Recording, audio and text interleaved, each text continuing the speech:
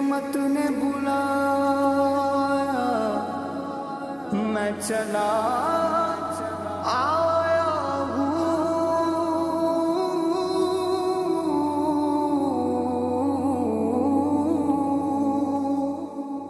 جرم سیاہ پہ لجایا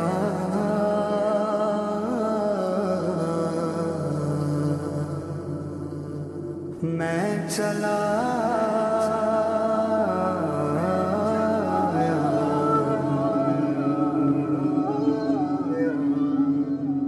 یا رب مصطفیٰ تو مجھے حج پہ بلا آ کے میں دیکھ لوں آنکھ سے کعبہ تیرا آ کے میں دیکھ لوں آنکھ سے کعبہ تیرا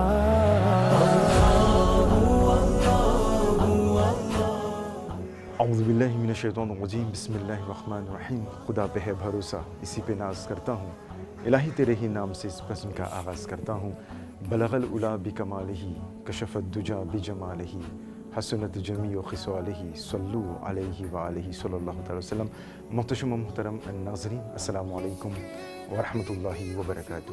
اس امید سے اس توقع سے اس بزم کا آغاز کر رہے ہیں کہ اللہ رب العزت کے فضل و کرم اور تاجدار مدینہ راحت قلب و سینہ صاحب معطر پسینہ جناب محمد مصطفیٰ صلی اللہ تعالی وسلم کے صدقے آپ خیر و عافیت سے ہوں گے۔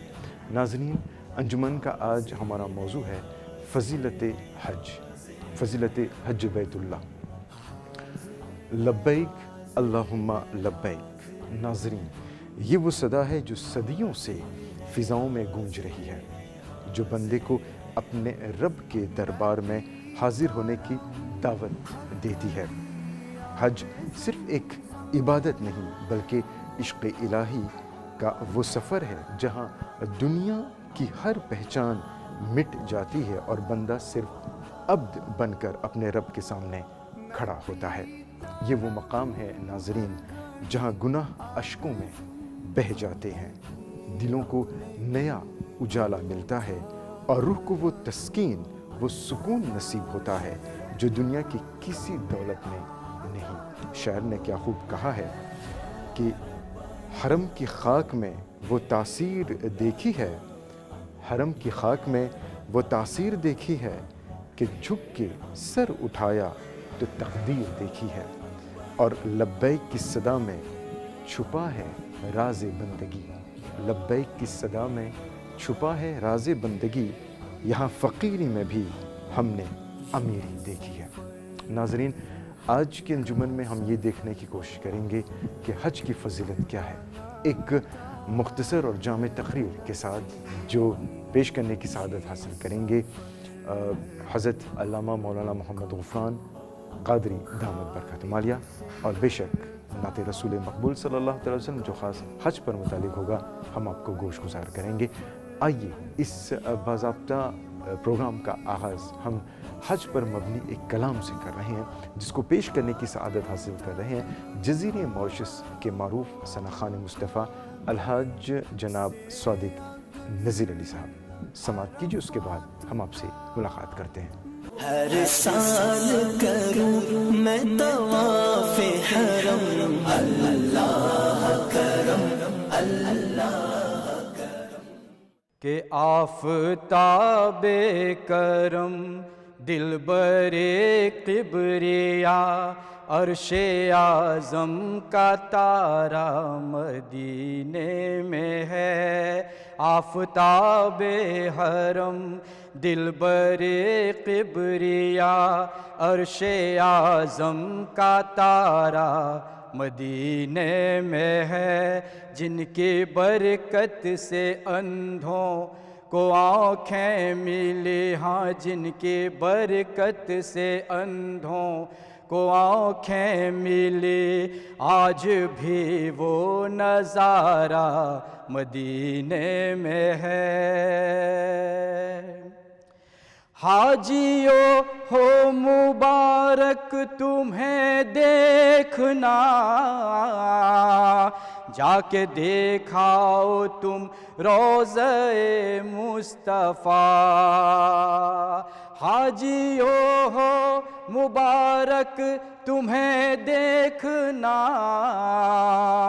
جا کے دیکھاؤ تم روضہ مصطفیٰ، جا کے دیکھاؤ تم روضہ مصطفیٰ، باغ جنت بھی جس کے تمنا کرے، ہاں باغ جنت بھی جس کے تمنا کرے، وہ سما پیارا پیارا مدینے میں ہے، جن کی برکت سے اندھوں کو آنکھیں ملی، آج بھی وہ نظارہ مدینے میں ہے۔ یہ دیار محمد کا ہے مرتبہ، اس جگہ بخشی جاتی ہے سب کی خطا۔ یہ دیار محمد کا ہے مرتبہ، اس جگہ بخشی جاتی ہے سب کی خطا، اس جگہ بخشی جاتی ہے سب کی خطا۔ کیوں نہ اللہ کی رحمت مدینے میں ہو، کیوں نہ اللہ کی رحمت مدینے میں ہو، جبکہ اللہ کا پیارا مدینے میں ہے، جن کی برکت سے اندھوں کو آنکھیں ملی، وہ نظارہ بھی پیارا مدینے میں ہے۔ دل جو تڑپا تو ایک دن بلال حزین سامیوں سے یہ فرما کے رخصت ہوئے، دل جو تڑپا تو ایک دن بلال حزین سامیوں سے یہ فرما کے رخصت ہوئے، اب کسی کا سہارا نہیں چاہیے، اب کسی کا سہارا نہیں چاہیے، کیونکہ میرا سہارا مدینے میں ہے، اب کسی کا سہارا نہیں چاہیے، کیونکہ میرا سہارا مدینے میں ہے۔ ناز ہے کملی والے نبی پر ہمیں،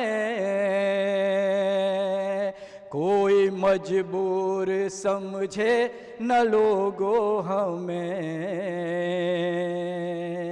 ناز ہے کملی والے نبی پر ہمیں، کوئی مجبور سمجھے نہ لوگو ہمیں، کوئی مجبور سمجھے نہ لوگو ہمیں، کیا بتائیں گے ظالم مقدر ہمیں، کیا مٹائیں گے ظالم مقدر ہمیں، جب محافظ ہمارا مدینے میں ہے، کیا مٹائے گا ظالم مقدر ہمیں، جب محافظ ہمارا مدینے میں ہے، جن کی برکت سے اندھوں کو آنکھیں ملی، آج بھی وہ نظارہ مدینے میں ہے۔ ناظرین، جناب الحاج صادق نذیر علی کی زبانی ابھی آپ حج پر متعلق یہ خوبصورت اور دلکش کلام سماعت کر رہے تھے۔ بالیقین یہ آواز، یہ انداز ہر دل کو موہ لیتا، اور الحمدللہ ہر بندے مومن کی یہ خواہش ہوتی ہے کہ زندگی میں کم سے کم ایک بار مکہ المکرمہ اور مدینہ المنورہ کا دیدار کرے۔ بس دعا ہے کہ اللہ رب العزت اپنے حبیب لبیب صلی اللہ تعالی وسلم کے صدقے میں یہ مبارک سفر ہم سب کو عطا فرمائے، آمین ثم آمین۔ ناظرین، پیش خدمت ہے فضیلت حج کی فضیلت پر یہ جامع تقریر، جس کو پیش کرنے کی سعادت حاصل کر رہے ہیں مولانا محمد غفران قادری دامت برکاتہم عالیہ۔ ہر سال کروں میں طواف حرم، اللہ کرم اللہ کرم۔ السلام علیکم ورحمۃ اللہ تعالی وبرکاتہ۔ الحمدللہ رب العالمین والعاقبۃ للمتقین والصلاة والسلام علی سید الانبیاء والمرسلین وعلی آلہ واصحابہ اجمعین، اما بعد فاعوذ باللہ من الشیطان الرجیم، بسم اللہ الرحمن الرحیم۔ قال اللہ تبارک و تعالی فی القرآن العظیم والفرقان الحمید، ان اول بیت وضع للناس للذی ببکۃ مبارکا وہدی للعالمین فیہ آیات بینات مقام ابراہیم ومن دخلہ کان آمنا وللہ علی الناس حج البیت من استطاع الیہ سبیلا ومن کفر فإن اللہ غنی عن العالمین۔ وقال اللہ تبارک و تعالی فی مقام آخر وَلَوْ أَنَّهُمْ إِذ ظَلَمُوا أَنفُسَهُمْ جَاءُوكَ فَاسْتَغْفَرُوا اللَّهَ وَاسْتَغْفَرَ لَهُمُ الرَّسُولُ لَوَجَدُوا اللَّهَ تَوَّابًا رَحِيمًا۔ آمنت باللہ صدق اللہ مولانا العظیم وصدق رسولہ النبی الامین المتین الکریم ونحن علی ذلک لمن الشاہدین والشاکرین والحمد للہ رب العالمین۔ وقال اللہ تبارک و تعالی فی شان عظمت حبیبہ الکریم، ان اللہ وملائکتہ یصلون علی النبی یا ایہا الذین آمنوا صلوا علیہ وسلموا تسلیما۔ اللہم صلی علی سیدنا و مولانا محمد معدن الجود والکرم منبع العلم والحلم والحکم وآلہ وبارک وسلم، صلوا علیہ صلاۃ و سلام علیک یا سیدی یا حبیبی یا رسول اللہ صلی اللہ تعالیٰ علیہ وعلی آلہ وصحبہ وبارک وسلم دائما ابدا۔ مولا یصلی وسلم دائما ابدا علی حبیبک خیر الخلق کلہم محمد سید الکونین والثقلین والفریقین من عرب ومن عجمی۔ حاجیو آؤ شہنشاہ کا روزہ دیکھو، کعبہ تو دیکھ چکے کعبے کا کعبہ دیکھو، غور سے سن تو رضا کعبے سے آتی ہے صدا، میری آنکھوں سے میرے پیارے کا روزہ دیکھو۔ لبیک لبیک اللہم لبیک لا شریک لک لبیک ان الحمد والنعمت لک والملک لا شریک لک۔ اللہ تبارک و تعالیٰ کا شکر، اس کا کرم احسان عظیم ہے، اور ان تمام خوش نصیب مسلمانوں کو، ماں اور بہنوں کو مبارکبادیاں ہیں جن کو اللہ تبارک و تعالیٰ نے اس 2026 کا حج بیت اللہ اور مدینۃ الرسول کی حاضری کا شرف بخشا۔ اپنے اپنے علاقوں سے، اپنے اپنے گاؤں سے، اپنے اپنے شہروں اور قصبوں سے اور اپنے اپنے ملکوں سے اپنا وطن چھوڑ کر اللہ جل مجدہ الکریم کے مہمان بن کر کے وہ تمام لوگ حج کے سفر کے لیے روانہ ہو رہے ہیں اور ہوں گے انشاءاللہ تبارک و تعالی۔ یہ بڑی سعادت مندی کی بات ہے کہ اللہ تبارک و تعالی جس کو یہ سعادت نصیب فرمائے۔ اسلام کی بنیاد پیغمبر اسلام صلی اللہ علیہ وسلم نے 5 چیزوں پر قرار دی۔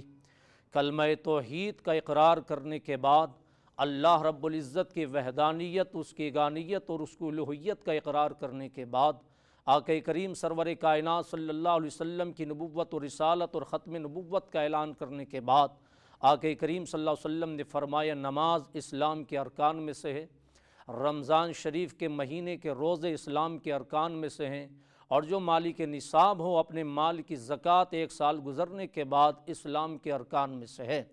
اور 5 اللہ کے حبیب علیہ السلام نے فرمایا وَلِلَّهِ عَلَى النَّاسِ حِجُّ الْبَيْتِ مَنِ اسْتَطَاعَ إِلَيْهِ سَبِيلًا، اور جس کو اللہ تبارک و تعالی توفیق دے، یعنی مالی طور پر بھی اور بدنی طور پر بھی وہ آدمی فٹ ہو اور اس کے پاس اتنا زیادہ راہ ہو کہ وہ سفر کی تمام صعوبتیں برداشت کر سکتا ہے اور تمام مشکلات کا سامنا کر سکتا ہے، تو اللہ رب العزت نے اپنے گھر کا حج اس کے لیے فرض قرار دیا۔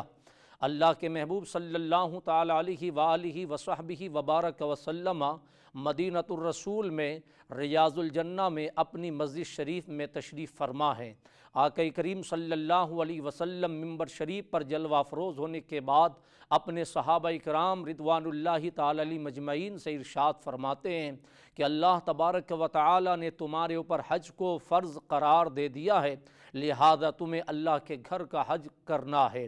ایک صحابی رسول رضوان اللہ رضی اللہ تعالیٰ عنہ کھڑے ہوئے اور کھڑے ہونے کے بعد انہوں نے عرض کی یا رسول اللہ علیہ الصلاۃ والتسلیم کہ اللہ تبارک و تعالیٰ نے ہمارے اوپر ہر سال کا حج فرض قرار دیا ہے، جیسے کہ رمضان شریف کا مہینہ ہر سال آتا ہے اور ہر سال ہمارے اوپر رمضان شریف کے روزے رکھنا فرض ہے، کیا اسی طریقے سے ہر سال ہمارے اوپر حج کو فرض قرار دیا ہے کہ ہر سال ہم کو حج فرض کرنا ہوگا، ادا کرنا ہوگا؟ اللہ کے محبوب صلی اللہ علیہ وسلم خاموش ہوئے۔ اس صحابی رسول نے پھر دوسری مرتبہ یہی سوال کیا، حضور پاک صلی اللہ علیہ وسلم دوسرے سوال کے جواب پر بھی خاموش رہے۔ پھر تیسری مرتبہ یہی سوال انہوں نے تیسری مرتبہ عرض کی یا رسول اللہ کہ یہ ہمارے اوپر ہر سال حج فرض ہیں؟ اللہ کے حبیب علیہ السلام نے ارشاد فرماؤ میرے صحابی تم مجھ سے بار بار سوال کر رہے ہو، اگر میں اس کے جواب میں کہہ دوں ہاں تو اللہ کی عزت کی قسم پھر ہر سال فرض ہو جائے گا، جس کی تم طاقت نہیں رکھتے ہو، تمہارے اوپر مشکلات اتریں گی۔ اس لیے زندگی میں ایک مرتبہ حج کرنا فرض ہے، باقی آپ زندگی میں 5 مرتبہ 10 مرتبہ جو بھی کریں گے ایک کے علاوہ سب نفلی ہوگا، اس کا آپ سے حساب نہیں ہوگا، اللہ تعالیٰ اس کا اجر آپ کو عطا فرمائے گا۔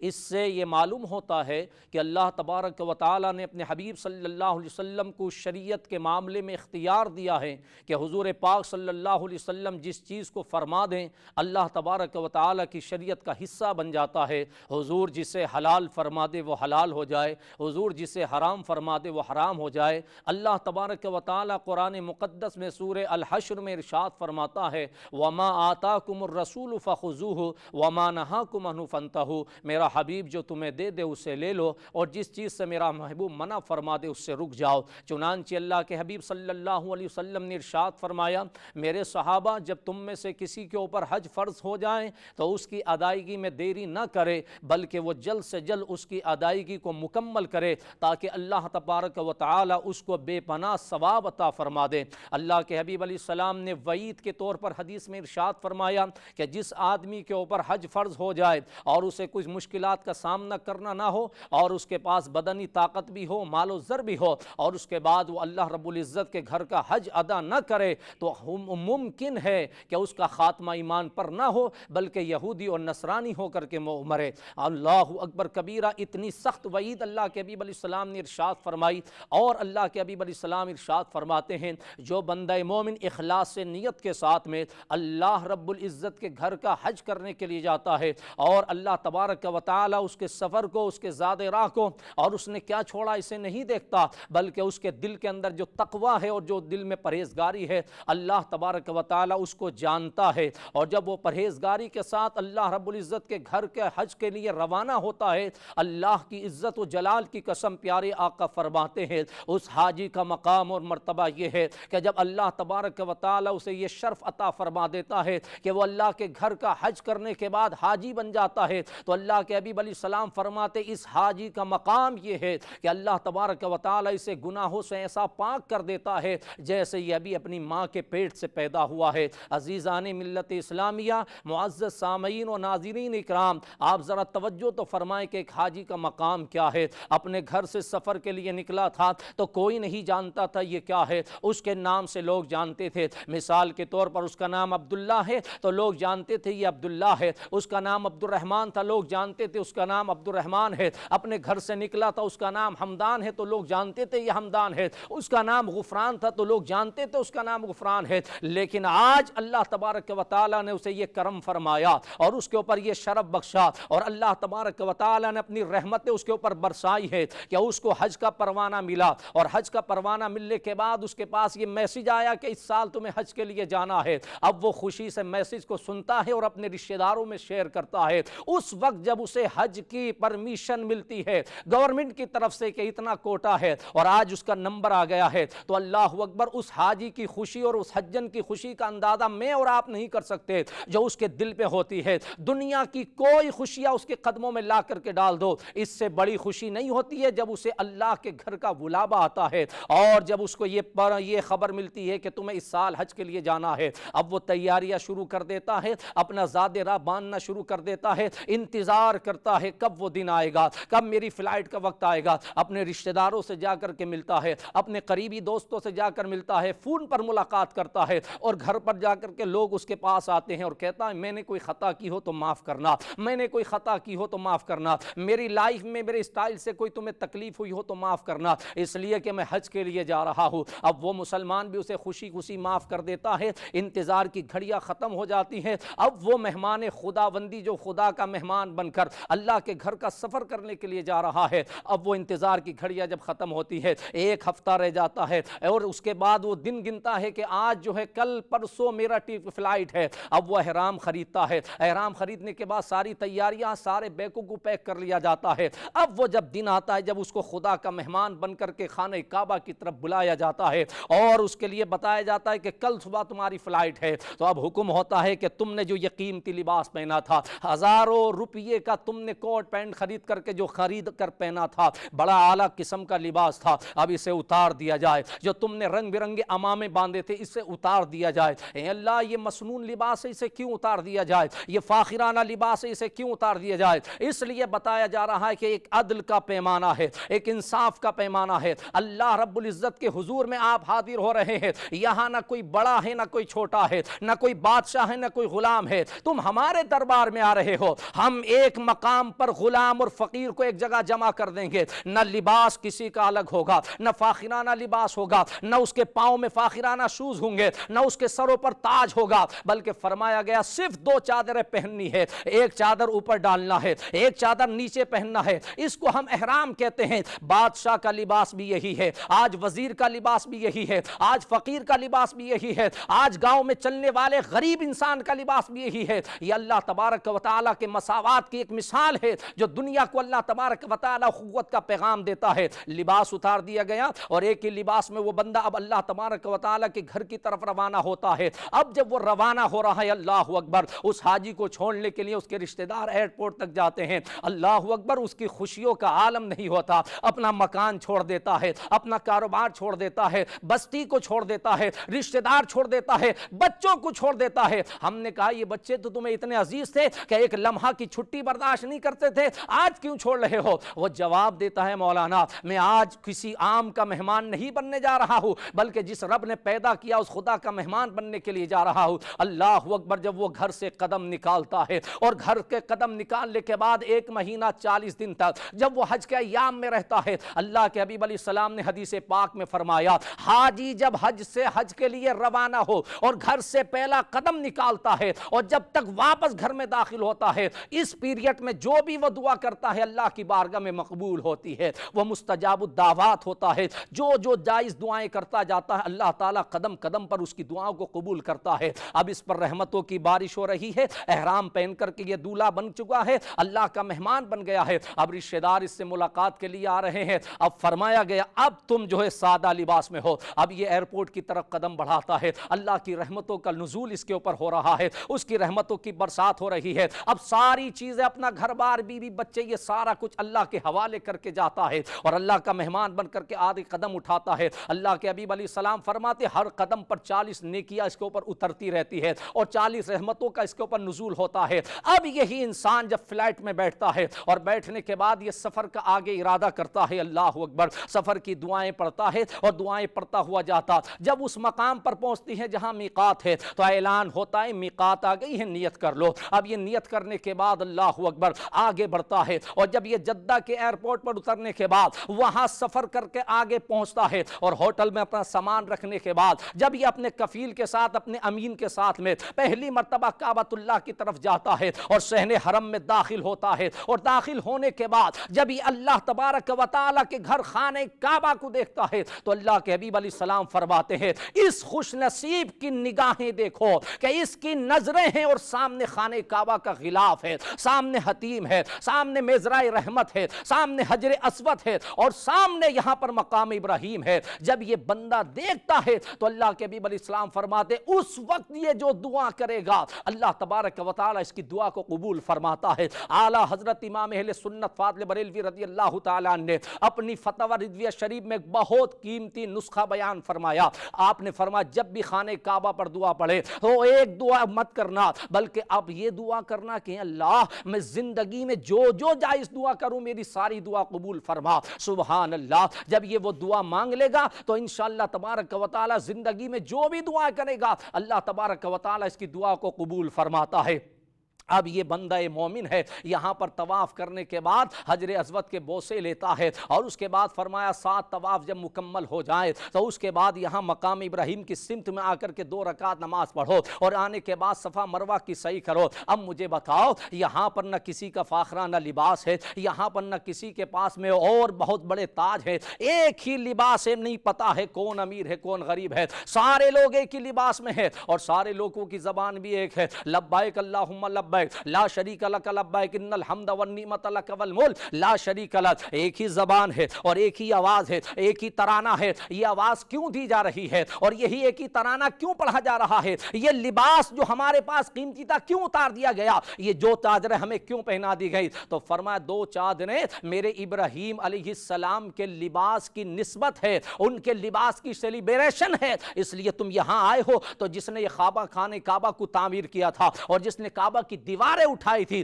اس ابراہیم کے لباس کو فالو کرو تاکہ تمہیں پتا چلے کہ ابراہیم کی سنت کو زندہ کیا جا رہا ہے. اللہ اکبر. یہ لبیک اللہم لبیک کیوں کہا جا رہا ہے؟ حدیث پاک میں آیا اور مفسرین اکرام فرماتے ہیں جب حضرت ابراہیم علیہ السلام نے خانہ کعبہ کو تعمیر فرما دیا تو تعمیر کرنے کے بعد جب مکمل ہو گیا تو اللہ تعالیٰ نے فرمایا میرے ابراہیم اب لوگوں کو آواز دو, اس جبل ابو قبیس کے اوپر کھڑے ہو جاؤ اور اس کی چوٹی پر کھڑے ہونے کے بعد میں پوری دنیا عالم اسلام پوری دنیا کو آواز دو. اے اللہ میری آواز یہ کہاں تک جائے گی؟ یہ تو پہاڑیوں میں دب جائے گی, یہ تو یہاں مکہ کے لوگ سن سکتے ہیں اور زیادہ. تو اللہ تعالیٰ فرماتا ہے میرے ابراہیم آواز دینا تمہارا کام ہے اور عالم اطراف میں پہنچانا, عالم و اقلاف میں پہنچانا ہمارا کام ہے. اللہ کے نبی حضرت ابراہیم علیہ السلام کھڑے ہوئے اور کھڑے ہونے کے بعد آواز دیتے لبیک اللہم لبیک لا شریک لک لبیک ان الحمد والنعمت لک والملک. جب یہ ترانہ پڑھا تو مفسرین اکرام فرماتے ہیں یہ آواز جبل ابو قبیس سے بلند فرمائی. خانہ کعبہ میں جو مکہ میں شہر مکہ میں تھے انہوں نے سنا, اس کے علاوہ پورے اطراف عالم میں جہاں تک کائنات میں انسان آباد تھا انہوں نے سنا,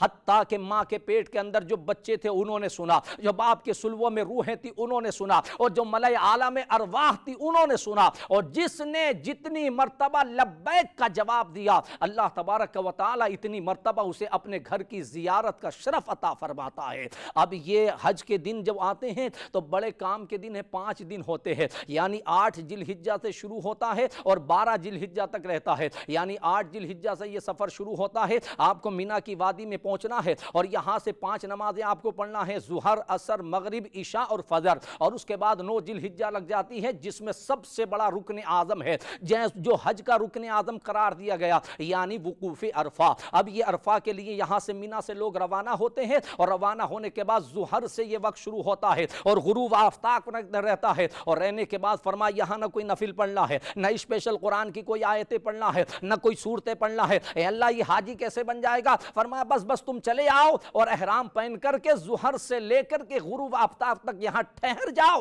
اور جب یہاں ٹھہر جاؤ گے تو ہم تمہیں حاجی بنا دیں گے. سبحان اللہ. یہ حاجی کا مقام احرام پہنا اور احرام پہننے کے بعد ظہر کے نماز تک پہنچا اور پہنچنے کے بعد میں وہاں جانے کے بعد اس حاجی نے جانے کے بعد عرفات کے میدان میں ٹھہرا. اے اللہ یہ عرفات کے میدان میں کیوں ٹھہرا جا رہا ہے؟ تو فرمایا یہ ہمارے آدم اور حوا کے ملاقات کی جگہ ہے, یہ یادگار ہے, ان کی یاد کو زندہ کرو, ہم تمہیں حاجی بنا دیں گے. اللہ کے حبیب علیہ السلام فرماتے ہیں عرفے کا جو دن ہے, عرفات کا جو دن ہے, 9 ذی الحجہ اتنا قیمتی اور اتنا عظمت والا دن ہے کہ اللہ کے حبیب نے اس کی بڑی عظمت بیان فرمائی ہے. نبی اکرم صلی اللہ علیہ وسلم فرماتے یہاں پر جب آدمی آ جاتا ہے اور اس میدان عرفات میں آ کر کے کھڑا ہو جائے, بیٹھ جائے, نہ کچھ پڑھے, اگر پڑھنا جانتا ہے تو پڑھے اور نہیں پڑھنا جانتا تو خاموش رہے. اس کے آنے کی فضیلت اور برکت یہ ہے کہ اللہ تبارک و تعالی اس کے تمام گناہوں کو معاف فرما دیتا ہے اور اس کی تمام خطائیں معاف فرما دیتا ہے۔ اللہ کے حبیب علیہ السلام نے فرمایا اس دن شیطان جہاں پر قوم عاد اور قوم سمود کو عذاب دیا گیا تھا وہاں اس بستی میں جاتا ہے اور جانے کے بعد وہاں کا ریتا اٹھا کر سینڈ اٹھا کر اپنے سر پر ڈالتا ہے اور کہتا ہائے افسوس میں تباہ ہو گیا۔ اس سے اللہ کے حبیب علیہ السلام نے فرمایا پوچھا جاتا تو کیوں تباہ ہو گیا؟ تو شیطان لعین مردود کہتا ہے کہ میں ایک آدمی کو 60 سال تک بہکاتا رہا، گمراہی کے راستے پر ڈالتا رہا، ایک آدمی کو میں 70 سال تک کسی کام پر لگاتا رہا، لیکن کیا وجہ ہے کہ وہ 70 سال تک مجھے فالو کرتا رہا اور آج جیسے ہی وہ عرفات کے میدان میں آیا ہے ایک ہی لمحے نے رحمان الرحیم رب العالمین نے اس کے تمام گناہوں کو معاف فرما دیا ہے۔ عزیزان ملت اسلامیہ، مبارکباد کے لائق ہیں آپ کہ اللہ تعالیٰ نے آپ کو یہ موقع عطا فرمایا، قابل مبارکباد ہیں آپ اب جا رہے ہیں۔ اپنی فیملی کے لیے دعا کرنا، اپنی بستیوں کے لیے دعا کرنا۔ اے خوش نصیبو تمہاری آنکھوں کو سلام ہو، تمہارے قدموں کو سلام ہو۔ اے حاجیو تم یہ مقدس سفر کے لیے جا رہے ہو، تمہارے ایک ایک لمحے کو سلام ہو، اور جب تم جہاں جانا تو اپنی آبادیوں کے لیے اور عالم اسلام کے لیے دعا کرنا۔ اور میری بات سن کر کے یاد رکھنا کہ وہاں وہی جاتا ہے، پیسے والے پیچھے رہ جاتے ہیں، وہاں وہ جاتا ہے جسے اللہ کی طرف سے بلاوا ہوتا ہے اور جسے مصطفیٰ جان احمد کی طرف سے اشارہ ہوتا ہے۔ تو حج تو آپ کا خانہ کعبہ میں ہو جائے گا، آپ حاجی بن جائیں گے، اور جب آپ حاجی بن جائیں گے تو اللہ کے نبی نے فرمایا ایک حاجی کا مقام یہ ہے کہ وہ قیامت کے دن اپنے گھر والوں کی 17 لوگوں کی شفاعت کرے گا جن پر جہنم واجب ہو چکا ہوگا۔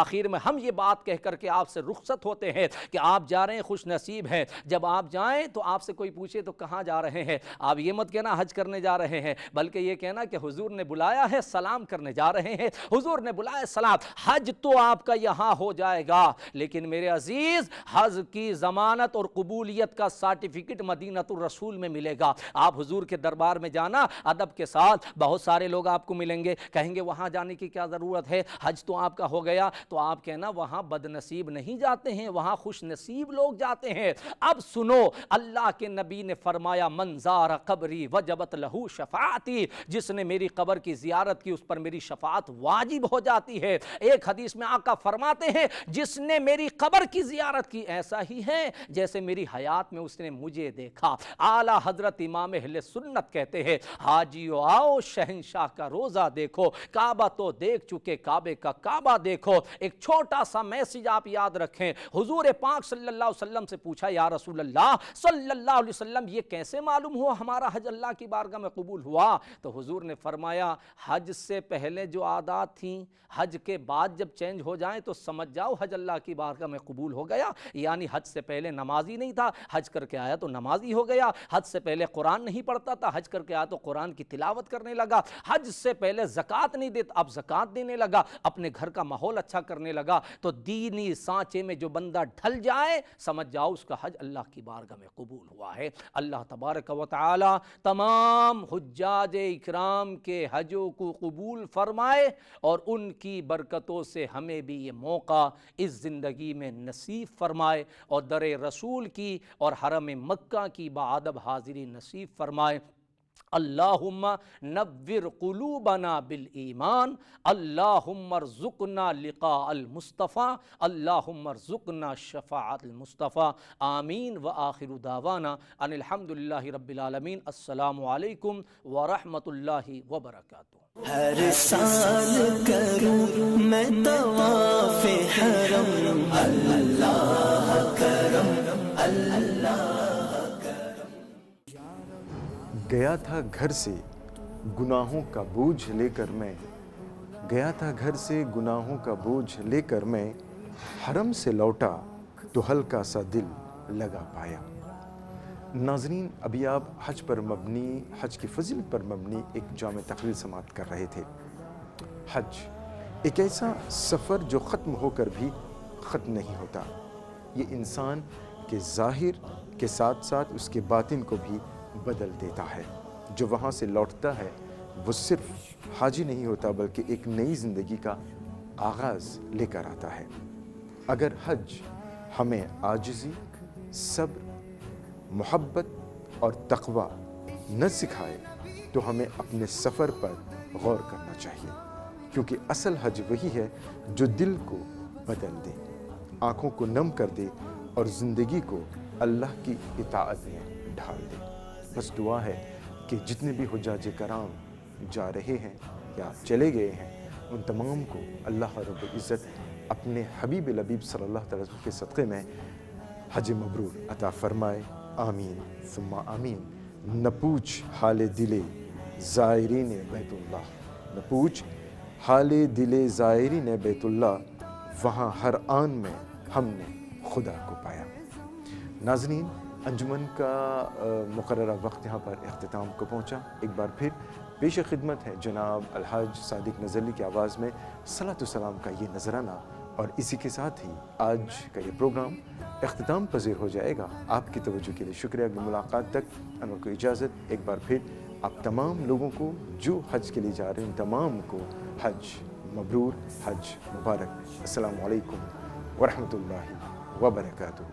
हर साल करूं मैं तवाफ़े हरम, अल्लाह करम, अल्लाह करम। मेरा सलाम कमले वाले के नाम, मेरा सलाम कमले वाले के नाम। ऐ हज को जाने वालों, ऐ हज को जाने वालों, मुबारक हो ये सफ़र, घर छोड़ कर चले हो तुम अल्लाह के नाम पर। मेरा सलाम, मेरा सलाम, मेरा सलाम, मेरा सलाम, मेरा सलाम कमले वाले के नाम, मेरा सलाम कमले वाले के नाम। हाजी बने हर एक मुसलमान का ख्वाब है, हज है सवाब, हज का कराना सवाब है।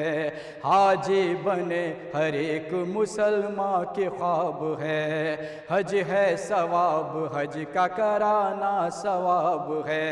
शहरे मदीना एक महकता गुलाब है, खुशबू से जिसकी बंदा हर एक फैज़ याब है। मेरा नबी खुदा का हसीन ख्वाब है, महबूब का जवाब न रब का जवाब है। सबके लिए खुला है, सबके लिए खुला है मेरे मुस्तफ़ा का दर। घर छोड़ कर चले हो तुम अल्लाह के नाम पर। मेरा सलाम, मेरा सलाम, मेरा सलाम, मेरा सलाम, मेरा सलाम कमली वाले के नाम, मेरा सलाम कमली वाले के नाम। जिनका बुलावा आया वो है हज को जाएगा, जिनका नसीब जागा उन्हीं को बुलावेगा। दुनिया से जितने हाजी मदीने में आएंगे, वादा है ये नबी का वो बिगड़ी बनाएंगे। चौखट पे जो हुजूर की सर को झुकाएगी, दोनों जहां की सारी नियामत वो पाएगी। सबके लिए खुला है, सबके लिए खुला है मेरे मुस्तफ़ा का दर। घर छोड़ कर चले हो तुम अल्लाह के नाम पर। मेरा सलाम, मेरा सलाम, मेरा सलाम, मेरा सलाम, मेरा सलाम कमली वाले के नाम, मेरा सलाम कमली वाले के नाम। میری بھی آرزو تھی مدینے کو دیکھتا، کرتا نماز مسجد نبوی میں ادا، کعبے کے گرد گھومتی میں 7 مرتبہ، شیطان جتنے ہیں انہیں کنکر میں مارتا، لیکن میرے نصیب میں یہ حج لکھا نہ تھا، میں جانا چاہتا تھا مگر جا نہیں سکا، مجبوریوں